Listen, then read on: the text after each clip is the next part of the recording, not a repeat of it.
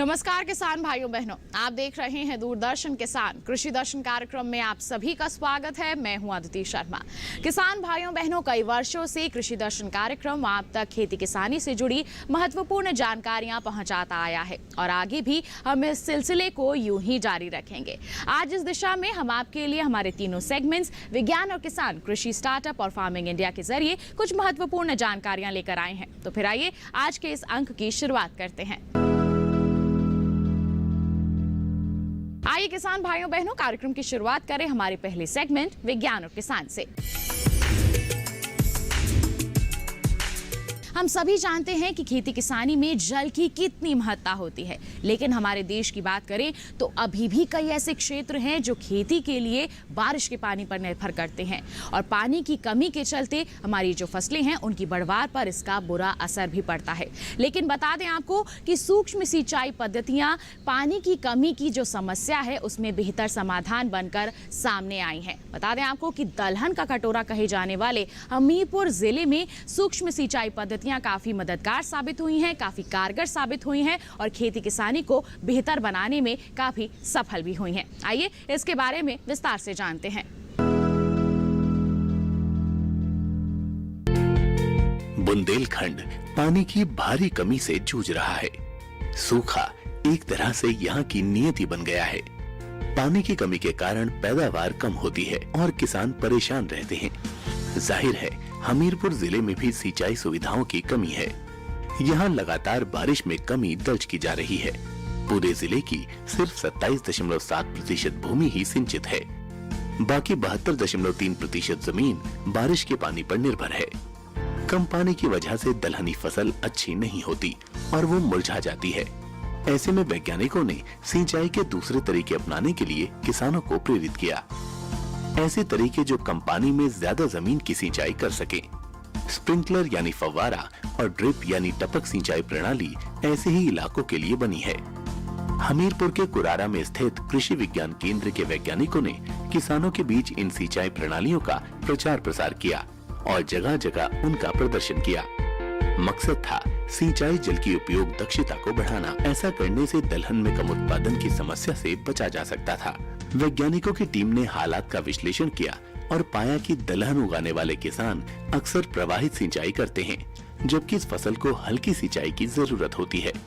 इस बात को ध्यान में रखते हुए टीम ने दलहन उत्पादन में हल्की और समान सिंचाई करने वाली फव्वारा प्रणाली को बेहतर पाया। सिंचाई की इस प्रणाली ने कमाल कर दिया और पैदावार 17.31 क्विंटल प्रति हेक्टेयर रही। ये आम सिंचाई के दौरान हुए उत्पादन से करीब 34% ज्यादा थी। इतना ही नहीं, लागत में भी 11% की अच्छी खासी कमी रही। उत्पादन बढ़ा तो किसानों की आमदनी भी बढ़ गई। प्रवाहित सिंचाई से एक तो पानी ज्यादा खर्च होता है और सभी पौधों की समान रूप से सिंचाई नहीं हो पाती, जबकि फव्वारा सिंचाई प्रणाली पानी की बचत करती है और सभी पौधों तक समान रूप से पानी पहुंचाती है। हमीरपुर में प्रदर्शन के दौरान वैज्ञानिकों ने पाया कि स्प्रिंकलर पद्धति से 40 से 45% तक पानी की बचत हुई। अच्छे परिणाम मिले तो वैज्ञानिकों का भी हौसला बढ़ा। यहाँ तक कि उत्तर प्रदेश बागवानी विभाग ने बुंदेलखंड के सभी जिलों में इस प्रौद्योगिकी का प्रचार प्रसार शुरू किया। किसान भाइयों बहनों, अब कार्यक्रम में वक्त हो चला है कृषि कैलेंडर पर नजर डालने का। तो वर्तमान समय में खेती किसानी में किस तरह के कार्य किए जा सकते हैं, जानने के लिए आइए नजर डालें इस माह के कृषि कैलेंडर पर।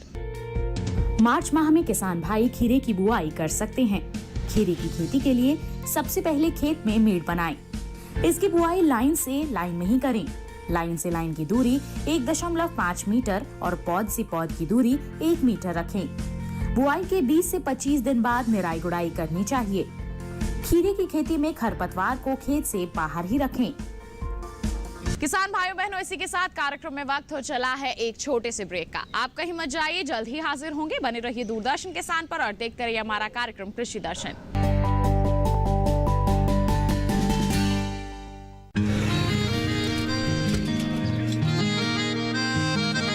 क्या बात है भाई, आजकल तो काफी खुश नजर आ रहे हो। क्यों ना हो, अब मैं ऑर्गेनिक खेती जो कर रहा हूँ ये पूरा प्राकृतिक है, ऑर्गेनिक है। इसमें हमारे खेत, हमारी फसल और हमारी जेब सब फायदे में होते हैं और इसमें लागत भी कम है।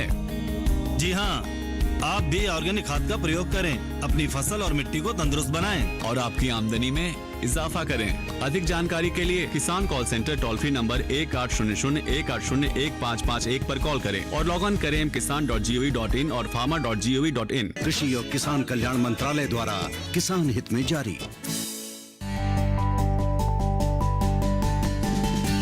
ब्रेक के बाद दूरदर्शन किसान के कृषि दर्शन कार्यक्रम में आप सभी का फिर से स्वागत है। किसान भाइयों बहनों, अब नजर डालते हैं कृषि स्टार्टअप सेगमेंट पर। पहले के ज़माने के मुकाबले अगर अभी के समय की बात की जाए तो खाने पीने के जो तौर तरीके हैं उनमें काफ़ी बदलाव देखने को मिल रहा है और इसी का नतीजा है कि फसलों की अच्छी उपज हासिल करने के लिए, अधिक पैदावार हासिल करने के लिए अंधाधुंध उर्वरकों का और रसायनों का इस्तेमाल किया जा रहा है, जिसका सीधा सीधा असर पड़ता है मानव स्वास्थ्य पर। ऐसी जो समस्या है इसको दूर किया जा सके, इसके लिए जोर दिया जा रहा है देसी बीजों के इस्तेमाल पर। और आपको बता दें, आज हम आपकी मुलाकात करवाएंगे पद्मश्री पुरस्कार से सम्मानित एक सफल महिला किसान राही भाई सोमा पोपेरे से, जिन्होंने इसी दिशा में बेहतर कार्य किया है और सफलता भी हासिल की है और उनके इन्हीं प्रयासों के लिए सरकार द्वारा उन्हें सम्मानित भी किया गया है। आइए मुलाकात करते हैं इनसे।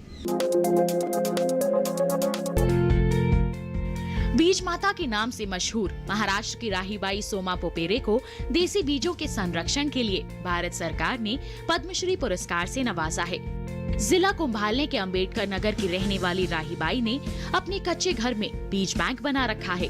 उनके पास दाल, मोटे अनाज और तिलहन के पुराने देसी बीजों के भंडार हैं। वे संस्थाओं की मदद से इसे किसानों को देती हैं। कुंभालने जिले की गिनती महाराष्ट्र के अति पिछड़े जिलों में होती है।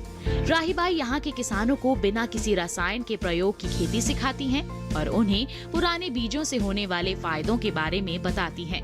उनका मानना है कि देसी बीजों से ही किसानों का भला हो सकता है, क्योंकि इसके लिए बस हवा और पानी की जरूरत होती है। वे अभी 35,000 किसानों के साथ काम करती हैं और इनके सहेजे गए बीजों से 32 फसलों की खेती हो रही है। उन्होंने बताया, 20 साल पहले जब मैंने पुराने बीजों को सहेजना शुरू किया था, तब मेरे घर वाले मेरे ऊपर हंस रहे थे,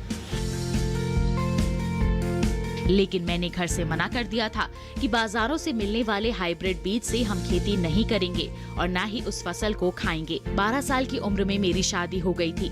मैं कभी स्कूल नहीं गई, लेकिन खेती के नए तरीके सीखना चाहती थी। शुरू में सब्जियों की खेती पुराने बीजों से शुरू की। तब लोग कहते थे इससे कुछ पैदा नहीं होगा। राहीबाई पुरानी पद्धति और तकनीकी को ध्यान में रखकर जैविक खेती को एक नया आयाम दे रही हैं। इन्होंने 50 एकड़ से भी ज्यादा भू संरक्षण कर उसमें कई तरह की सब्जियां और धान उगाने का काम किया है। राहीबाई सीड बैंक में पके हुए बीजों को सुरक्षित रखती हैं। ये बीज किसानों को कम सिंचाई में अच्छी फसल देते हैं। आदिवासी परिवार की महिला जिसने अपनी खेती से पूरे देश का ध्यान अपनी ओर खींचा है। इन्होंने अपने बेमिसाल हौसले के बुनियाद पर अपने ही गांव की 3,500 महिलाओं को खेती से जोड़कर अपने पैरों पर खड़ा करने की ताकत दी है। अपने दुख दर्द भूलकर जिंदगी के इमारत की नींव रची है। राहीबाई सोमा पोपेरे का मानना है, हम जो इतना बीमार हो रहे हैं उसके लिए हमारा जहर युक्त खाना ही जिम्मेदार है। यही कारण है मैंने बीजों के देसी किस्मों पर अधिक जोर दिया और सफलता हासिल की।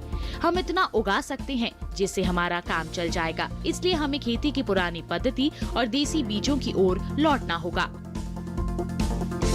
खेती किसानी के क्षेत्र में उन्नत बदलाव हो सके, इसके लिए हमारे जो कृषि वैज्ञानिक हैं वो लगातार प्रयासरत रहते हैं और कई तरह की उन्नत तकनीकें भी विकसित करते रहते हैं। आज एक ऐसी ही तकनीक के बारे में हम आपको जानकारी देंगे। बता दें आपको कि नई दिल्ली के पूसा स्थित जो मेला ग्राउंड है उसमें हाल ही में कृषि मेले का आयोजन किया गया था, जिसमें प्रदर्शनी लगाई गई थी हाइड्रोपोनिक्स मॉडल की। ये मॉडल किस तरह से हमारे किसानों के लिए लाभकारी साबित हो सकता है, पानी की बचत में मददगार साबित हो सकता है, इसके बारे में जानकारी दे रहे हैं ICAR के प्रधान वैज्ञानिक डॉक्टर मुर्तजा हसन। आइए इसके बारे में विस्तार से जानें।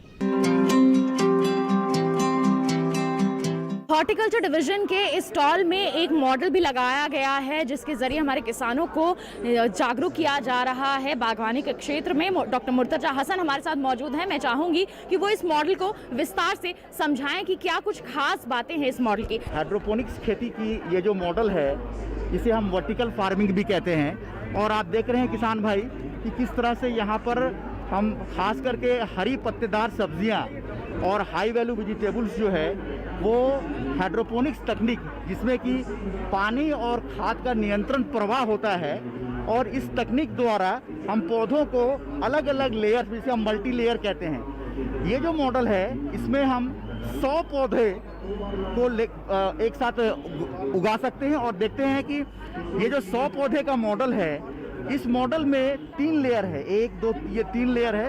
इसमें एक पंप द्वारा पानी और खाद का निरंतर प्रवाह होते रहता है और इस मॉडल में LED लाइट सपोर्टेड है। तो इसका अर्थ ये होता है कि इस मॉडल को जो हमारे किसान भाई और ग्रोवर हैं वो अपने ड्राइंग रूम में, छत पर, कहीं पर भी रख सकते हैं क्योंकि इसमें LED लाइट भी लगी हुई है। हम इसे लाइट के बगैर भी चला सकते हैं अगर हम इसे खुले खेत में रखेंगे, लेकिन अगर चाहें कि हम घर के अंदर अगर हम हर आदमी चाहते हैं कि हम घर के अंदर हरे पत्तेदार वाली सब्जी और उच्च मूल्य वाली सब्जी हो तो उस तरह के मॉडल को हम इसमें उगा सकते हैं। और इसका फ़ायदा ये है कि इस तरह के मॉडल में एक आम आदमी और किसान सालों भर निरंतरन जो चाहे वो हरे पत्तेदार सब्जियां हैं उसका बहुत ही कम पानी में और खाद में, क्योंकि इसमें पानी और खाद का बहुत ही सदुपयोग होता है और खुले खेत की अपेक्षा में लगभग 20 से 30% ही पानी इस्तेमाल होता है, अर्थात 70 से 80% पानी की बचत होती है और बहुत ही कम खाद में किसान भाई और ग्रोवर्स इसमें हम अपने घर के अंदर स्वस्थ पौध उगा सकते हैं और उसकी सालों भर अच्छी पैदावार ले सकते हैं। दूसरी एक इसकी सबसे बड़ी खासियत ये है कि इस तरह के जो मॉडल में जो पानी में घुलनशील खाद है, जो भी हमारा खाद है उसमें हमें पानी में घुलनशील खाद जैसे कि NPK है, यूरिया फास्फेट है, उसे पानी में घुलाना पड़ेगा और पानी में घुला करके इस तरह के चैनल के अंदर में पानी और खाद का जो मिक्सचर है उसका एक निरंतर प्रवाह होता रहता है और इसे हमें इस मॉडल में हमें उस प्रवाह को हमेशा बनाए रखना है। बीच बीच में हम उसे ऑफ कर सकते हैं लेकिन ज़्यादातर समय में हमें इस प्रवाह को बनाए रखना है। तो ये आम आदमी के लिए और ख़ास करके आजकल कोविड के युग में हर आदमी चाहते हैं कि हमारे घर के अंदर में कुछ स्वस्थ पौध हो और पौधे ऐसी चीज़ हो जो कि हमारे स्वास्थ्य के लिए लाभदायक हो, तो ये इसके लिए बहुत ही उपयोगी है। जल की बचत यहाँ पर हो रही है कम जगह में और सावधानियां पूर्वक आप इस पद्धति से अपनी खेतों का, अपनी जो हम कहें माफ कीजिएगा फसलों का है, अच्छी उत्पादन हासिल कर सकते हैं। तो बहुत ही अच्छा यहाँ पर मॉडल तैयार किया गया है हमारे किसानों की जानकारी के लिए, आप इससे ज़रूर लाभ ले सकते हैं। किसान भाइयों बहनों, इसी के साथ कार्यक्रम में वक्त हो चला है एक और छोटे से ब्रेक का। आप कहीं मत जाइए, जल्द ही हाजिर होंगे। बने रहिए दूरदर्शन किसान पर और देखते रहिए हमारा कार्यक्रम कृषि दर्शन।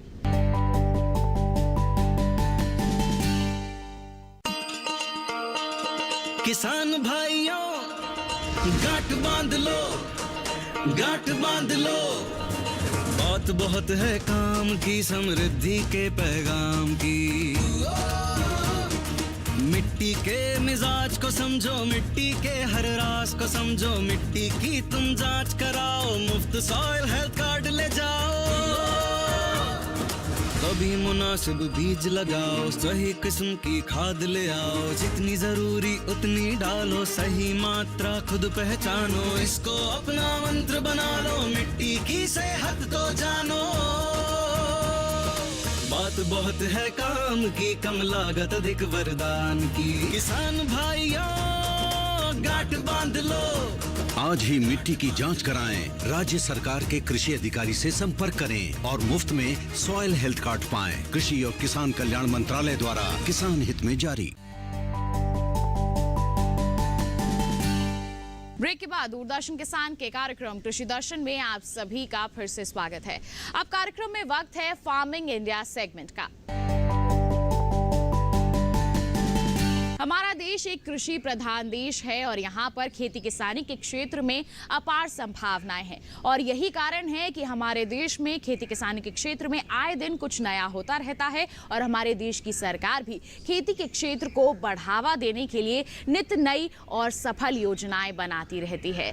कृषि और किसान कल्याण के संबंध में जो बजट प्रावधान लाए गए हैं उसके संदर्भ में हमारे प्रधानमंत्री ने संबोधित करते हुए हमारे किसानों को क्या कुछ कहा, आइए आपको दिखाते हैं। आज ये समय की मांग है कि देश के किसान की उपज को बाजार में ज्यादा से ज्यादा विकल्प मिले। सिर्फ रॉ प्रोडक्ट या फिर सिर्फ उपज तक किसानों को सीमित रखने का नुकसान देश देख रहा है। हमें देश के एग्रीकल्चर सेक्टर का प्रोसेस्ड फूड में के वैश्विक मार्केट में विस्तार करना ही होगा। हमें गांव के पास ही एग्रो इंडस्ट्रीज क्लस्टर की संख्या बढ़ानी होगी ताकि गांव के लोगों को गांव में ही खेती से जुड़े रोजगार मिल सके। ऑर्गेनिक क्लस्टर्स, एक्सपोर्ट क्लस्टर्स, इसकी भी इसमें बहुत बड़ी भूमिका होगी। गांव से एग्रो बेस्ड प्रोडक्ट शहरों की तरफ जाएं और शहरों से दूसरे इंडस्ट्रियल प्रोडक्ट गांव पहुंचे, ऐसी स्थिति की तरफ हमें बढ़ना होगा। अभी भी लाखों माइक्रो फूड प्रोसेसिंग यूनिट्स देश में चल रही है, लेकिन उनका विस्तार करना, उनके सामर्थ्य को बढ़ाना, ये आज समय की मांग है, बहुत जरूरी है। खेती किसानी में नई तकनीकों का इस्तेमाल करके हमारे जो किसान हैं अपनी खेती किसानी को और भी ज्यादा उन्नत बना सकते हैं। बता दें आपको कि खेती के क्षेत्र में ड्रोन का इस्तेमाल करके हमारे किसान अपने लिए इसे सहूलियत भरा बना सकते हैं। इस दिशा में हमारे किसानों को क्या संदेश दे रहे हैं हमारे कृषि वैज्ञानिक, आइए आपको दिखाते हैं। किसान भाई सर, अगर फसल के अपनी देखरेख के लिए ड्रोन के यूज करना चाहते हैं तो ऐसा कौन कौन से फसल है सर जिसके लिए ड्रोन का यूज आवश्यक है या कह सकते हैं कि भविष्य में उसकी ज़रूरत पड़ सकती है? जो देश में ड्रोन टेक्नोलॉजी को यूज़ करने के लिए जो लो हैंगिंग फ्रूट है, all commercial valued crops, for example tea garden है, कॉफ़ी गार्डन है या ग्रेप एरिया है और शुगर केन एरिया है या कॉटन एरिया, ये सारे फील्ड है, क्रॉप्स है जहाँ पे ये इसके पोटेंशियल यूज़ है और फार्मर जो किसान है वो अफोर्ड करना चाहेगा क्योंकि उसमें जो लॉस है इन लैक्स है, in even in crores also. तो in that case he would be happy to invest money on drone technology for crop health monitoring. But for crop like rice और व्हीट जो कॉमन मार्जिनल फार्मर यूज़ करते हैं, उसी purpose के लिए if crop insurance की purpose पे आप देखा जाए तो उसके लिए वो ड्रोन यूज़ कर सकता है। Otherwise for commercial crop drone is very viable technology and can be affordable and it is very encouraging. In fact that's what my experience. Mahindra and Mahindra के साथ हमने काम करी ग्रेप नासिक में, तो वहाँ पे डाउन मिल्ड्यू, पाउडर मिल्ड्यू करने के लिए हम ड्रोन बेसिस पे हमने उसकी मॉनिटरिंग करी थी। उसी बेसिस पे हमने एडवाइजरी वगैरह भी उनको सलाह दिया था। उसके लिए पूरा स्टैंडर्ड प्रोटोकॉल भी हमने डेवलप करी थी।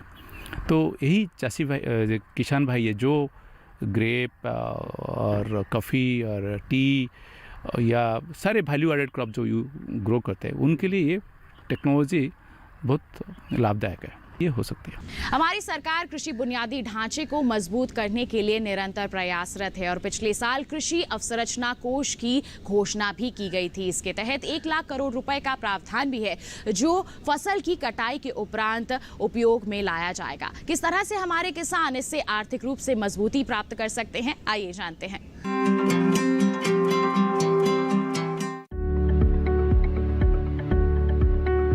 कृषि क्षेत्र को बेहतर बनाने के लिए अवसंरचना यानी बुनियादी ढांचा बहुत ही महत्वपूर्ण है। सरकार कटाई उपरांत प्रबंधन तंत्र को मजबूत कर रही है। इसके लिए लॉकडाउन के दौरान वित्त मंत्री ने 1 लाख करोड़ रुपए के कृषि अवसंरचना कोष का ऐलान किया था। ये रकम बैंकों और वित्तीय संस्थानों के माध्यम से ऋण के तौर पर दी जानी है। आम किसानों के अलावा प्राथमिक कृषि ऋण सोसाइटी, विपणन सहकारिता सोसाइटी, कृषि उत्पादक संगठन, स्वयं सहायता समूह, बहुउद्देशीय सहकारिता सोसाइटी, कृषि उद्यम और स्टार्टअप इसके माध्यम से ऋण ले सकते हैं। 2 करोड़ तक के कर्ज पर ब्याज में 3% तक की छूट का प्रावधान किया गया है। ये योजना फिलहाल 10 साल के लिए है, यानी 2020-21 से 2029-30 तक 1 लाख करोड़ की रकम 4 साल में जारी की जाएगी। पहले साल 10,000 करोड़ रुपए और फिर अगले 3 वित्तीय वर्षों में 30-30 हजार करोड़ रुपए। भारत की 58% जनसंख्या की रोजी रोटी का दारोमदार कृषि और उससे जुड़े व्यवसायों पर है। कटाई उपरांत सही बुनियादी ढांचा न होने की वजह से 15 से 20% उपज बर्बाद हो जाती है, जबकि दूसरे देशों में ये आंकड़ा 5 से 15% है। कृषि अवसंरचना कोष का उद्देश्य ऐसे ढांचे का विकास है जिसमें किसान अपनी उपज बिना बिचौलिए के सीधे बेच सके और कटाई के उपरांत उनकी फसल में बर्बादी भी कम हो। इससे निश्चित तौर पर उनकी आमदनी बढ़ेगी। कृषि अवसंरचना कोष ग्रामीण क्षेत्रों में भंडार गृहों, शीतगृहों, पैक हाउस के निर्माण और उनके विकास के अलावा बाजार व्यवस्था को दुरुस्त करने पर खर्च होना है। साथ ही प्रसंस्करण इकाइयां भी इसका लाभ उठा सकती है। प्रसंस्करण से फसलों का मूल्य वर्धन होगा और भंडार गृहों के निर्माण से किसान को अपनी फसल रोक कर रखने में मदद मिलेगी। फसलों को रोकने का फायदा ये होगा कि बाजार में जब भी बेहतर भाव होगा तब वो फसल बेच सकेंगे। किसान भाइयों बहनों, आप घर बैठे बैठे ही खेती किसानी के संदर्भ में महत्वपूर्ण जानकारियां हासिल कर सके, इसके लिए हमारे वैज्ञानिकों द्वारा कई मोबाइल ऐप्स तैयार की गई हैं। एक ऐसी ही मोबाइल ऐप के बारे में हम आपको जानकारी दे रहे हैं, आइए जानते हैं। देश भर में किसानों तक पहुंच को और अधिक व्यापक बनाने के लिए इलेक्ट्रॉनिक्स और सूचना प्रौद्योगिकी मंत्रालय द्वारा ये ऐप लॉन्च किया गया। पीएम किसान ऐप राष्ट्रीय सूचना विज्ञान केंद्र द्वारा डिजाइन और विकसित किया गया है। पीएम किसान ऐप प्रधानमंत्री किसान सम्मान निधि योजना पर आधारित एप्लीकेशन है। पीएम भारत सरकार ने लघु और सीमांत किसानों की आय बढ़ाने के लिए एक नई केंद्रीय क्षेत्र योजना प्रधानमंत्री किसान सम्मान निधि शुरू की। किसान मोबाइल ऐप, जिसे कृषि, सहकारिता और किसान कल्याण विभाग द्वारा सभी राज्यों और केंद्र शासित प्रदेशों में लागू किया जा रहा है। सरकार द्वारा पीएम किसान ऐप के तहत कृषि योजनाओं की जानकारियां और लाभार्थियों तक उसकी पहुंच के लिए कई उपाय किए जा रहे हैं। इस ऐप में योजना के लिए अनिवार्य स्व पंजीकरण, भुगतान की स्थिति की जांच और आधार के अनुसार नाम में सुधार करने की सुविधा भी उपलब्ध है। अब कार्यक्रम में वक्त है मौसम की जानकारी हासिल करने का। आगे आने वाले दिनों में कैसा रहेगा मौसम का हाल, आइए जानें। जम्मू कश्मीर और लद्दाख में रविवार को अनेक स्थानों पर बारिश की संभावना है। उत्तराखंड और हिमाचल प्रदेश में भी 2 दिन कुछ हिस्सों में बारिश हो सकती है। पंजाब में रविवार को कुछ जगह बारिश की संभावना जताई गई है। पश्चिमी उत्तर प्रदेश में शनिवार को कहीं-कहीं बादल बरस सकते हैं। बिहार, झारखंड, ओडिशा के कुछ हिस्सों में शनिवार को बारिश के आसार हैं। गांगे पश्चिम बंगाल में शनिवार को छिटपुट बारिश का अनुमान है। वहीं उप हिमालय पश्चिम बंगाल में शनिवार को अनेक जगह बारिश की संभावना है। अरुणाचल प्रदेश, असम और मेघालय में भी 2 दिन अनेक हिस्सों में बारिश हो सकती है। वहीं नागालैंड, मणिपुर, मिजोरम और त्रिपुरा में भी 2 दिन कई जगह बारिश का अनुमान है। पूर्वी मध्य प्रदेश और छत्तीसगढ़ में शनिवार को कुछ जगह बूंदाबांदी के आसार हैं।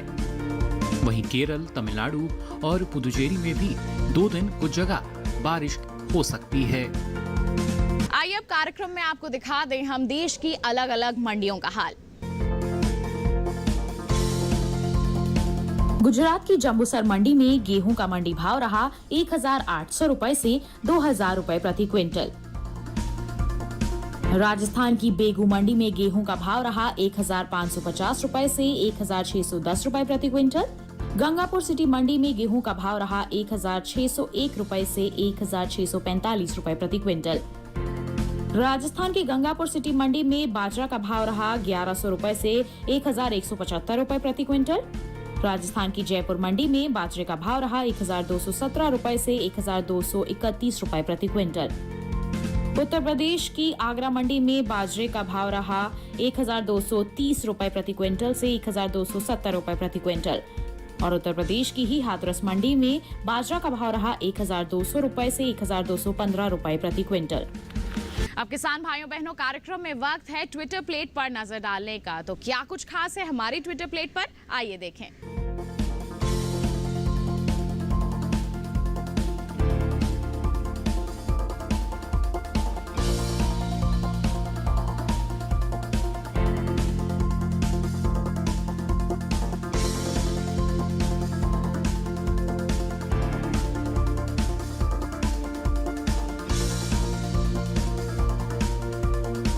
तो किसान भाइयों बहनों, ये था हमारा आज का कार्यक्रम कृषि दर्शन। हम उम्मीद करते हैं आज के कार्यक्रम के जरिए जो भी जानकारियां हमने आप तक पहुंचाई हैं उससे आप जरूर लाभान्वित होंगे। अगले अंक में मुलाकात करेंगे, तब तक के लिए हमें दीजिए इजाजत। आप बने रहिए दूरदर्शन किसान पर। नमस्कार।